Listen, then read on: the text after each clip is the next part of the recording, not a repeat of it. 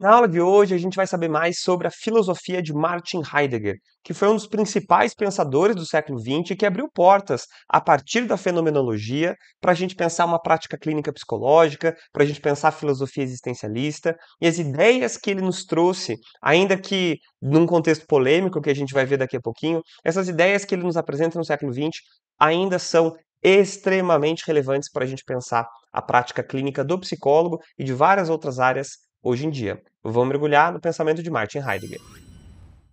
Hoje a gente vai ver uma introdução à design analysis, que é a visão aí, né, o conceito base de Heidegger, que é o design, né, para a gente poder chegar na design analysis, para a gente poder pensar uma abordagem psicológica a partir desse conceito heideggeriano. Essa daqui vai ser uma aula de introdução a esse pensamento. Então a gente vai ver os principais conceitos, a gente vai ver como que esse pensador desenvolve a sua lógica de pensamento, né, para romper com alguns padrões técnicos da época e para propor realmente uma visão de mundo fenomenológica e ao mesmo tempo inovadora, né, apesar dele já seguir na tradição da fenomenologia de Russell, que já estava, de uma certa forma, bem consolidada, ele rompe com o seu mentor e propõe aí algumas ideias que a gente vai ver hoje. Então Heidegger foi esse filósofo alemão aí que viveu no início do século XX e que vai nos propor uma visão de mundo extremamente inovadora para a época. Bom, então Heidegger é esse filósofo alemão, né, que vai ter como característica, né, ele vai partir de onde que ele está vindo. Ele está vindo de uma tradição filosófica fenomenológica, então ele é fundamentalmente um discípulo do Russell, né? Então isso é uma coisa legal da gente comentar. Vamos lembrar, o Russell é esse pai, digamos assim, da fenomenologia, é esse cientista, é esse filósofo matemático, né, o Russell, que vai olhar para o jeito como se produzia ciência na época, ele vai olhar para esse método científico cartesiano, positivista, que tenta organizar a concretude da realidade a partir de separações e a partir de categorias, né? Então isso é uma coisa, isso é outra, isso é bom, isso é mal, organizar o pensamento, organizar a realidade, tudo a partir de grandes categorias cartesianas. E o Russell rompe com isso, né, com a sua proposta fenomenológica de inspecionar a realidade e inspecionar o jeito com o qual a gente pensa a realidade, não a partir dessas categorias fixas de uma realidade concreta, mas a partir de outro campo epistemológico, que é justamente o campo da consciência, né? Então a ideia de que a própria consciência, em contato com o mundo, ela é uma consciência que se dá na experiência intencional de relação com o mundo. O que é uma visão muito diferente da visão clássica do método científico, em que eu estou aqui, eu sou um sujeito, lá está o objeto e eu vou lá estudar esse objeto que já existia a priori. Né? Para Russell não vai ser bem assim, ele vai entender que é a minha relação com o objeto que ao mesmo tempo cria esse objeto para minha consciência e que minha consciência só pode perceber esse objeto porque justamente ela está em contato com ele. Então não existe esse objeto sem essa consciência de percepção, né? Sem essa relação entre esses dois aspectos da consciência e do fenômeno. Para Russell, esses são, digamos assim, duas faces da mesma moeda. Então, esse é a visão clássica aí de fenomenologia e que vai, digamos assim, informar, né, estruturar o pensamento de Heidegger, apesar dele romper, né, posteriormente com o seu mestre Russell, ele é considerado um filósofo fenomenológico, e ele também é considerado parte da tradição do existencialismo, apesar dele nunca ter se considerado um filósofo existencialista, ele quer sim propor uma visão existencialista do mundo, ele quer propor uma visão da concretude da realidade, menos a partir de categorias a priori, e mais a partir da concretude da experiência, no caso, né, a experiência humana. Ele é muito influenciado pelas ideias do Nietzsche e pelas próprias ideias do Russell, né? É uma nota que vale a pena colocar, não tem como ser uma aula sobre o Heidegger, se a gente não colocar uma certa polêmica, né, de quando na época, né, quando ele estava nos estudos dele, ele ter se filiado ao partido nazista ali, no período da Segunda Guerra, então isso foi um momento muito polêmico na carreira dele. Muita gente se afasta das ideias dele por esse aspecto aí, por essa comprovação histórica, de fato ele se filiou. mas também, né, a gente ouve, a gente sabe aí desse cenário social que estava acontecendo na época, onde ele, a gente já ouve histórias onde ele repudiava a ideia do antissemitismo, não permitia que isso acontecesse na época que ele foi reitor de uma universidade.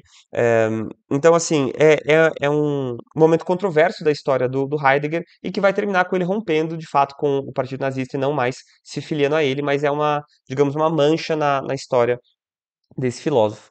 De fato, o que ele vai nos apresentar independe dessa filiação, não, esse momento aí de vida dele não traz para a filosofia dele nenhuma ideia, digamos assim, violenta, errada, né? E pelo contrário, ele vai, de fato, criar uma obra-prima, né? Uma obra fundamental, que é Ser e Tempo, em 1927, propondo algumas ideias científicas muito diferentes do que ele já, né, do que era o comum na ciência da época. A partir dessa fenomenologia do Russell, né, ele então vai entender que o ser humano não é essa categoria clássica, essa categoria cartesiana de que o ser humano nasce pronto, que ele tem uma essência, e que, pelo contrário, ele é um ser que só pode existir no mundo. Então, o que significa um ser que só pode existir no mundo? E aí a gente tem, de fato, o início do pensamento mais importante do Heidegger, o conceito principal para ele, de que o ser humano, esse ser que existe, ele só pode existir no mundo. Então, o ser humano ele não está lá numa nave espacial, né, a vácuo, desconectado da realidade, da experiência, da natureza e do mundo e dos outros seres. Então, a gente tem que entender o quanto que essa ideia dele era inovadora para a ciência da época, né, as próprias ideias do Russell, né? Então, até então, tinha-se uma visão extremamente técnica, digamos assim, do ser humano, como um ser que era um conjunto matemático. Então ele, né, é um ser que tem uma unidade, ele é separado do mundo, né, é um ser que tem uma essência que é diferente da essência do mundo, né, categorias cartesianas aí. E essa visão que ele vai propor é uma visão que vai ter um nome específico em alemão, que é justamente o nome Dasein, né? Dasein. Então, Dasein em alemão, né, numa tradução extremamente literal, seria um ser no mundo, ou um ser aí no mundo, com hífens mesmo, a gente vai ver como isso fica. Então, é essa a principal ideia que a gente vai explorar hoje. Se a gente tivesse que trazer um resumo do pensamento do Heidegger, né, e da fenomenologia dele, seria a seguinte: o ser humano é um ser no mundo, é um ser aí. Ou seja, né, é um ser cuja experiência de mundo não dá para separar do próprio mundo. Ele existe, a vida dele acontece dentro do mundo, dentro da realidade, dentro de uma experiência vivida, né? E nesse contexto, não tem o ser aqui, eu sou um ser humano, e lá está o mundo, eu vou lá enfrentar o mundo. Não, a gente está vivendo no mundo o tempo todo. Quando a gente vive, quando a gente come, quando a gente vai no banheiro, quando a gente dorme, a gente está vivendo num mundo concreto. E esse mundo concreto é o que nos constitui, certo? E é justamente essa visão aí que ele vai ter, vai ser elevada, né? Esse ser humano, ele não só é um ser que existe no mundo, como ele pensa sobre a sua própria existência no mundo, né? Portanto, porque ele pensa, ele é um ser que necessariamente tem muitas possibilidades. Então, ele é capaz de não só viver a vida, mas pensar como ele vive a vida. Portanto, né, se ele pensa como ele vive a vida, ele tem consciência da sua finitude, ele tem consciência da temporalidade da sua existência. O que é isso? Ele entende que o tempo passa e que, portanto, né, a finitude da sua vida, a sua morte, né, vai colocar para ele uma questão justamente existencial, que é como que eu vou viver essa vida, né? Como que eu vou ter uma vida autêntica, né, num dos outros conceitos do Heidegger. A gente vai pensar em como isso acontece de uma maneira muito concreta. Olha, eu não vi que a minha carinha estava na frente aqui do slide. A gente vai pensar em como isso acontece para Heidegger, né, a partir desses, digamos, quatro conceitos. O Dasein, né, o ser aí, a ideia de possibilidades de vida, a ideia de temporalidade, a ideia de uma vida autêntica. Então, essas são, digamos, as principais ideias que a gente vai mergulhar hoje. A gente vai ver Dasein, possibilidades, temporalidade e vida autêntica. E a primeira ideia, então, que a gente vai estudar vai ser a ideia justamente de Dasein. Então, o que que seria Dasein para Heidegger, né? Essa é uma palavra em alemão que quer dizer literalmente ser aí. Então, Dasein, para Heidegger, é um termo que ele inventa, digamos assim, é o jeito que ele encontrou para descrever a forma como o ser humano habita o mundo, né? Que é um ser, que é uma vida que está absolutamente entrelaçada com a própria realidade, com o próprio mundo. Como eu falei no início, o ser humano ele não está embalado a vácuo, ele não vem numa caixinha pré-pronta, né? Todos vêm iguais, e daí ele se forma e ele vive no mundo, mas a qualquer momento ele pode ser retirado desse mundo e ser colocado em outro lugar, igual um. Sabe aqueles bichinhos que você pega no shopping, que você vai e pega um pelúcia assim? Né? Essa era, de uma certa forma, a visão cartesiana da época. Não tinha o bichinho de pelúcia ainda, mas era a ideia de que o ser humano ele é independente do mundo ao redor dele, porque ele tem uma essência. E o Heidegger vai falar: não. O ser humano não tem uma essência, ele não tem uma natureza, e ao contrário, a experiência de vida desse ser humano vai acontecer no mundo, né? Por isso que é um ser no mundo, é um ser que nunca, jamais pode ser retirado do mundo, né? Então essa, de novo, é uma visão que rompe com muitas coisas. Hoje, né, a psicologia ela já entende, já é de uma certa forma consolidado, que o ser humano é um ser, né, biopsicossocial, que ele tem várias camadas de existência, que essas camadas são complexas, né, que são camadas que têm a ver com uma certa intersubjetividade, que têm a ver com o plano social, com o plano político. Isso não era tão claro na época. A gente ainda vivia, né, ali no início do século XX, com uma visão muito tradicional do ser humano, que era uma visão mais das caixinhas, né? Então, um homem é um homem, uma mulher, um trabalhador é um trabalhador, e essas coisas independem umas das outras. E o Heidegger vai propor, então, essa ideia de Dasein como uma proposta metodológica para quem quer estudar o ser humano. Então, para estudar o ser humano, ele está falando, não dá para usar essas categorias clássicas aí de pensamento, né? O bom e o mal, o certo e o errado, a natureza, a identidade, o fixo. Não existe nada fixo no ser humano, né? O que vai ter é um ser que, estando no mundo, eu não posso nem falar que é em contato com o mundo, porque ele e o mundo são a mesma coisa, digamos assim, na ideia de Dasein. Esse ser que vive, experiencia a realidade acontece para ele, é nesse caldo da vida onde o Dasein vai poder então fazer uma coisa importante, que é o ser que vai pensar sobre a sua relação com o mundo, né? Então o Dasein ele não só é um ser que existe em contato com o mundo, mas ele é um ser que pensa sobre a sua existência no mundo. Então, o Heidegger vai nos trazer que o ser humano é, né, pelo que ele está vendo ali, o único ser capaz de pensar sobre a sua própria existência, diferente de outros animais, diferente dos objetos, né, essas coisas que ele vai atribuir o nome de ente, né, diferente do ser.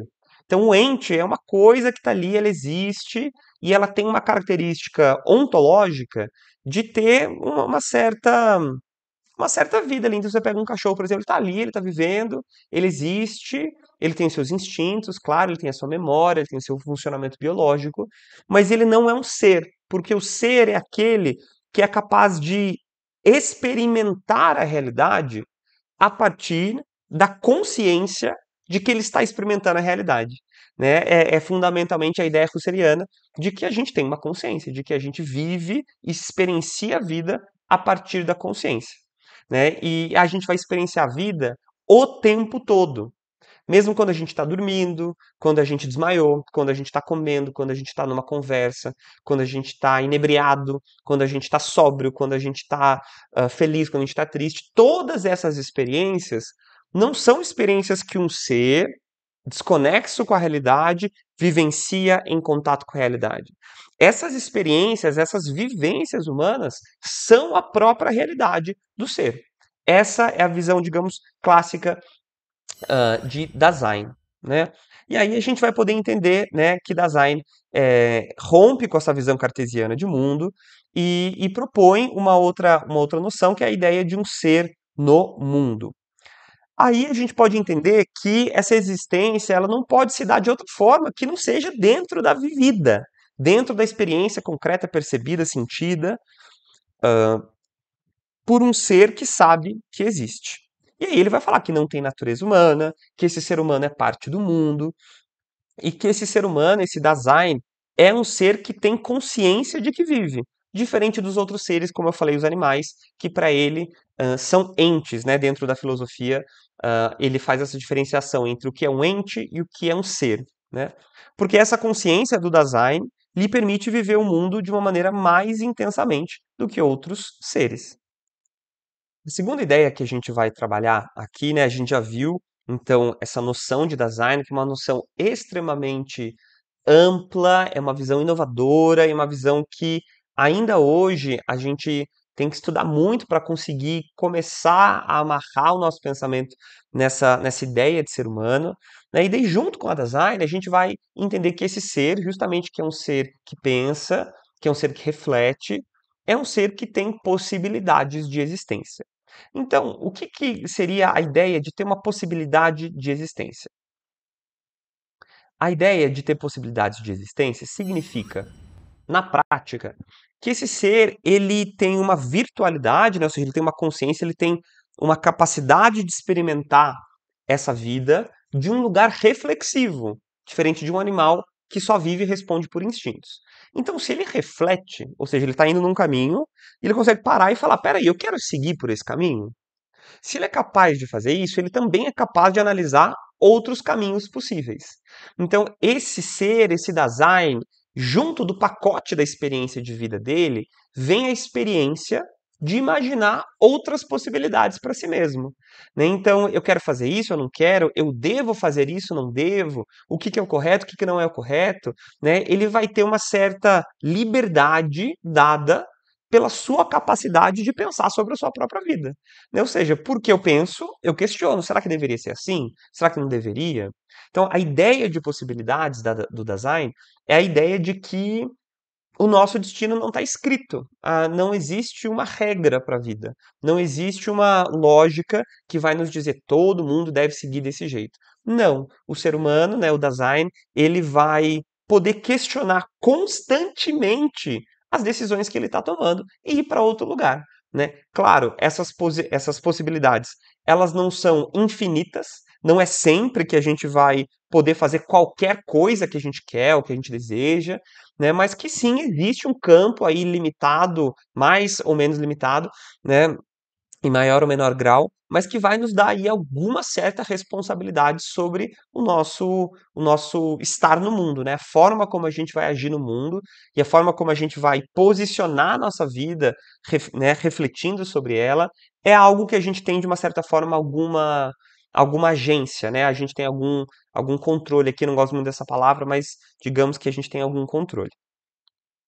A partir daí, pessoal, a gente vai entender então que esse ser é um ser que, né, aponta para o infinito. Eu gosto muito dessa frase aqui, né, que eu acho que ela resume muito bem a ideia das possibilidades da fenomenologia de Heidegger, que é do Fernando Pessoa, né? Eu tenho em mim todos os sonhos do mundo. Então cabe no Dasein a ideia de mil e uma possibilidades. A partir daí que a gente vai entender, então, que essas possibilidades, elas se concretizam na consciência, né? Puxa, eu posso ser tal coisa, posso ser outra coisa. Esse é um ser, né, que experiencia a vida, portanto, de uma maneira muito mais, não diria mais intensa, mas de uma maneira mais conectada à realidade, porque é em contato com a realidade que ele pode imaginar outras realidades, né? É um ser que, para Heidegger, não tem um propósito final, não tem um destino pré-determinado, mas é capaz de determinar a si mesmo a cada dia. Só que nunca num grande objetivo. Para Heidegger, não é questão de você chegar, estudar, fazer terapia, digamos assim, para você chegar no seu último, final propósito de vida. Para Heidegger, não existe esse último grande propósito. A gente vai criando, a gente vai produzindo sentido conforme a gente vai vivendo, justamente porque o Dasein é um ser múltiplo, é um ser variável.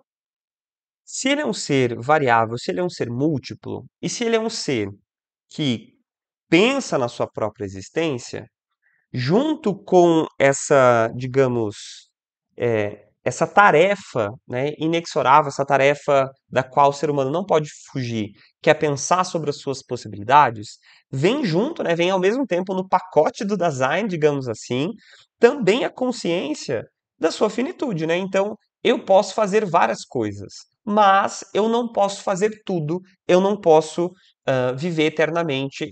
O tempo que eu tenho para fazer as minhas escolhas é um tempo absolutamente limitado. Bom, então a Heidegger nos apresenta um outro critério, uma outra, um outro plano para a gente entender esse ser humano, que novamente é uma visão diferente da visão cartesiana. Na visão cartesiana é a ideia de que o ser humano existe. Ponto, ele existe, ele está aí. O Heidegger vai dizer não, ele existe dentro do tempo.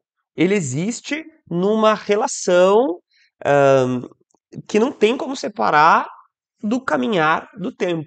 Então Heidegger vai nos dizer, o ser humano é um ser histórico e temporal, ou seja, ele é um ser que é constituído pela sua história e é constituído pelo tempo da existência dele. Né? Nós não existimos num plano onde o tempo não passa, onde não existe espaço, onde não existe tempo. Né? A gente está aqui, carne e osso, estamos aqui vivendo. Né? Carne e osso e consciência desse carne e osso, e consciência dessa finitude. Né? Então, essa temporalidade que Heidegger nos traz, novamente, é uma visão muito inovadora, né? E que ainda hoje, né, a pessoa, né, nós que vivemos, a gente tem dificuldade de entender isso às vezes, né? De entender, puxa, eu vivo e eu vou morrer algum dia, e essa vida que eu tenho, ela é limitada, né? Não são esses muito os valores que, de uma certa forma, a sociedade pós-industrial construiu, né, neocapitalista, que são valores justamente de juventude eterna, de uma vida, né, prolongada, um ideal de que a ciência vai nos prolongar a vida por muito tempo. E o Heidegger vai se opor a essa visão técnica da vida. Ele vai falar, não, a vida, uma hora ela acaba, né? E esse Dasein, por ter consciência dessa temporalidade, que vai se angustiar. Então é claro que Heidegger vai trazer que a consciência da nossa finitude nos dá uma angústia que é necessariamente existencial, porque é uma angústia que diz respeito a não saber o que fazer com a nossa existência, com o nosso tempo. Então a gente está aqui, a gente existe, o que eu vou fazer na melhor das hipóteses, num século de vida, né, no máximo aí, o que eu vou fazer nesse tempo finito que eu tenho, porque eu tenho esse tempo, né? Esse tempo existe. Eu tenho algumas possibilidades com esse tempo. O que eu vou fazer com isso? Essa é a proposta de Heidegger, de olhar para o ser humano menos de um lugar neutro e mais de um lugar onde existe uma angústia existencial vinculada à ideia de que ele sabe que ele vai morrer. Então, essa temporalidade, né, se traduz numa prática a entender que essa existência humana, ela necessariamente atravessa o tempo, ou melhor, né, que o tempo atravessa a existência humana. Esse Dasein, portanto, ele é orientado para o futuro, ele vive no presente e é ao mesmo tempo, influenciado pelo passado. Né? A gente tem noção da nossa finitude e que essa noção pode nos levar a uma angústia existencial. E somente nós podemos pensar sobre a nossa morte. Portanto, só nós somos capazes de experienciar angústia. E a vida, né, nesse contexto, ela se dá no tempo e não fora do tempo. Né? Então a gente não tem uma categoria ideal de existência, uma categoria neutra. Não, a gente está aqui na temporalidade. E, portanto, diante desse tempo finito, que a gente pode topar fazer escolhas mais ou menos autênticas, fazer escolhas mais ou menos condizentes com um ser que entende tudo isso. Né? Ou seja, o que é essa autenticidade para ele, né? Já caminhando aí para o nosso último conceito. A ideia de uma vida autêntica é a ideia de que diante desse cenário que o design experiencia, ele vai poder construir dentro das suas escolhas uma vida que é mais autêntica, nas palavras de Heidegger, né? E novamente, autenticidade aqui não tem a ver com uma natureza profunda do sujeito, com uma identidade que sempre existiu. Não é nesse campo epistemológico que Heidegger está pensando. Ele está pensando justamente a partir de um lugar onde essa autenticidade ela vem pelo contato desse ser que experiencia a vida e tira as suas próprias conclusões. E fica o tempo todo nesse movimento de ir para a vida, experienciar a vida, né? Ir para a vida, como se ele pudesse não ir, né? O tempo todo ele tá. Mas ele tá na vida, ele pensa sobre essa vida, e a partir do que ele reflete, a partir do que ele pensa, ele consegue fazer outras escolhas e viver de acordo com essas escolhas que ele vai tomando. Isso para Heidegger é uma vida autêntica. Ao contrário de uma vida, por exemplo, não autêntica. Então, uma vida não autêntica para Heidegger é uma vida onde esse ser não reflete sobre si mesmo, é um ser, é uma vida onde esse ser não para perceber, primeiro, que ele tem uma finitude, segundo, que essa existência dele tem algumas possibilidades, e terceiro, que ele pode agir em direção às possibilidades que ele quer. Então, um ser que não percebe isso vai viver uma vida não autêntica, que é o quê? Uma vida tentando obedecer outros valores que não esses que ele descreveu como os fatores fundamentais da vida. A impermanência, a complexidade, a reinvenção, né? A ideia de que a gente nunca chega num ponto final, mas que a gente sempre está em contato com uma constante mudança, porque essa é a natureza desse Dasein, né? A constante impermanência. Se a gente não entende isso, a gente não opera nessa lógica, a gente vai operar na lógica do quê?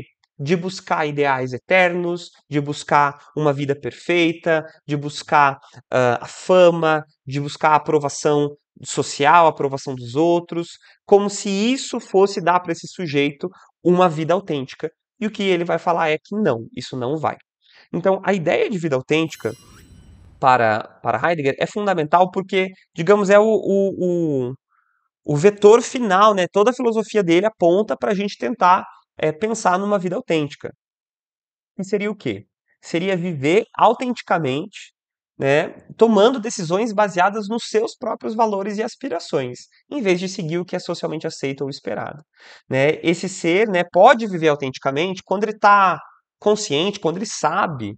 Né? E não é saber um saber só racional, é um saber experiencial, é quando ele tem noção, quando a ficha cai, de que ele tem algumas limitações, de que ele sabe que ele vai morrer, e de que ele sabe que em algum nível ele tem algum tipo de liberdade para fazer as escolhas que ele quer.